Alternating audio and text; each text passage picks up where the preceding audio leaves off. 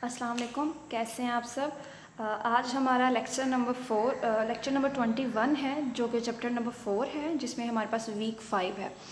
सबसे पहले जो हमारे पास आज मेन टॉपिक है वो है cell wall and cell membrane. सबसे पहले हम सेल वॉल को डिस्कस करेंगे।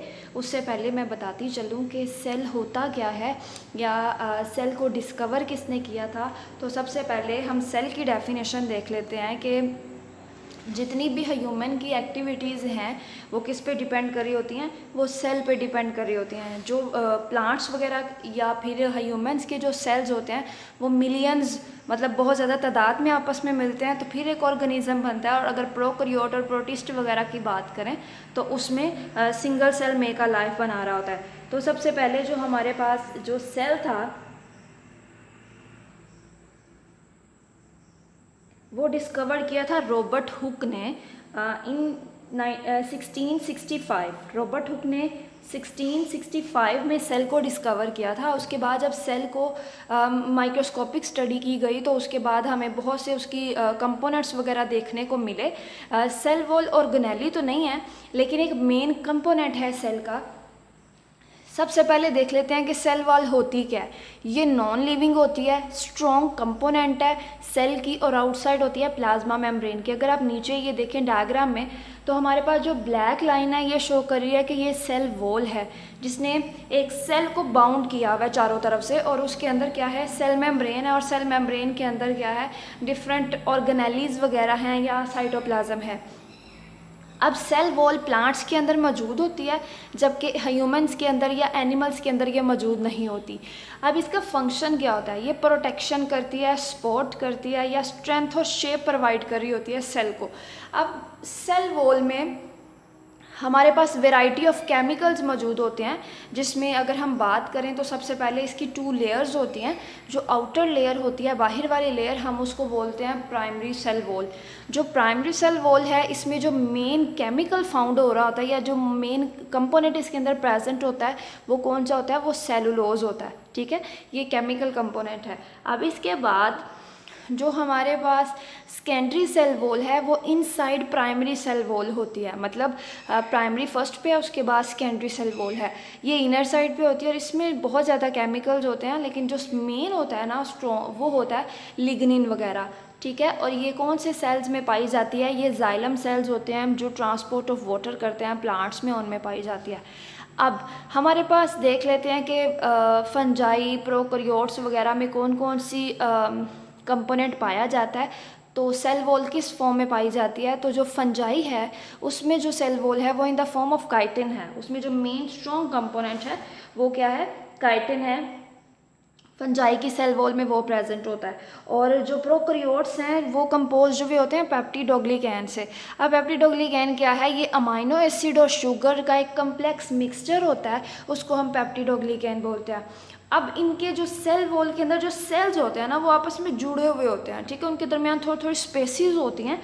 अब उन स्पेसिस के थ्रू क्या होता है, वो साइटोप्लाज्म के साथ कनेक्टेड होते हैं। तो वो जो साइटोप्लाज्म के साथ कनेक्टेड होते हैं हम उसको बोलते हैं प्लाज्मोडेस्मेटा।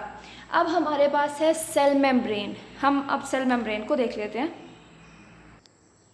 अब नेक्स्ट जो हमारे पास है वो है सेल मेम्ब्रेन।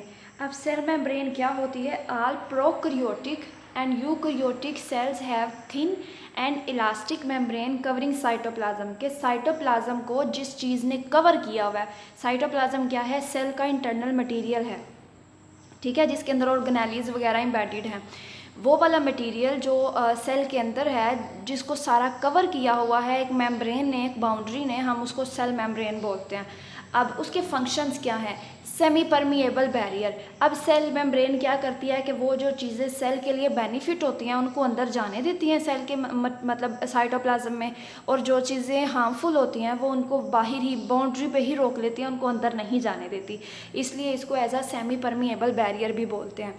अब ये और इसका फंक्शन क्या है, maintain internal composition of this cell. अब सेल क्या करता है, ये चेक एंड बैलेंस करता है, जो चीज़ें हार्मफुल है वो सारा ये इंटरनल कंपोजिशन को भी मेंटेन कर रहा होता है।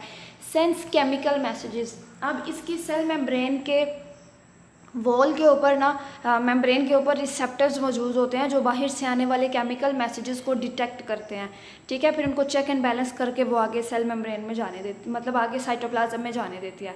अब हमारे पास है कि जब हमने सेल मेम्ब्रेन को इलेक्ट्रॉनिक माइक्रोस्कोप के थ्रू देखा तो हमें उसका स्ट्रक्चर कैसा नज़र आया। तो सबसे पहले हम देख लेते हैं कि उसमें ये कहा गया था कि जो सेल मेम्ब्रेन है वो प्रोटीन और लिपिड की लेयर से मिलके बनी हुई है, मतलब कंपोजिशन बहुत ज़्यादा प्रोटीन और लिपिड की, और थोड़ी सी स्मॉल अमाउंट में कार्बोहाइड्रेट्स भी प्रेजेंट होते हैं इसके अंदर, इसकी मेम्ब्रेन के अंदर।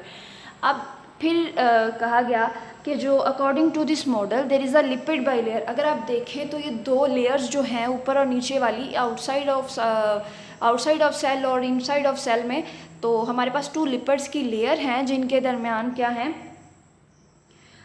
लिपिड्स की लेयर हैं जिनके दरमियान प्रोटीन मॉलिक्यूल्स एम्बेडेड हैं, ठीक है।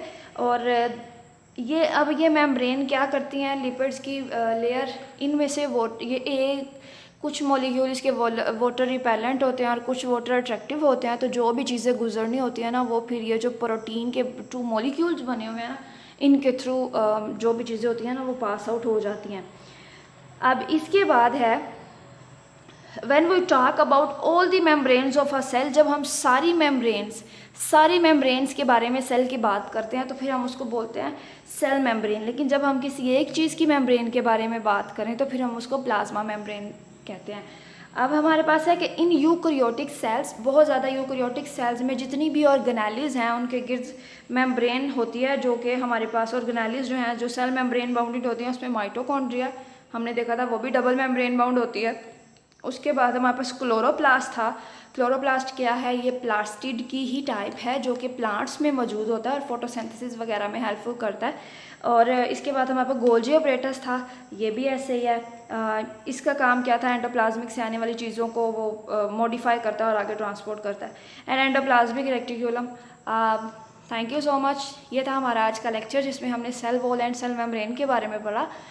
Stay home, stay safe, Allah हाफिज़।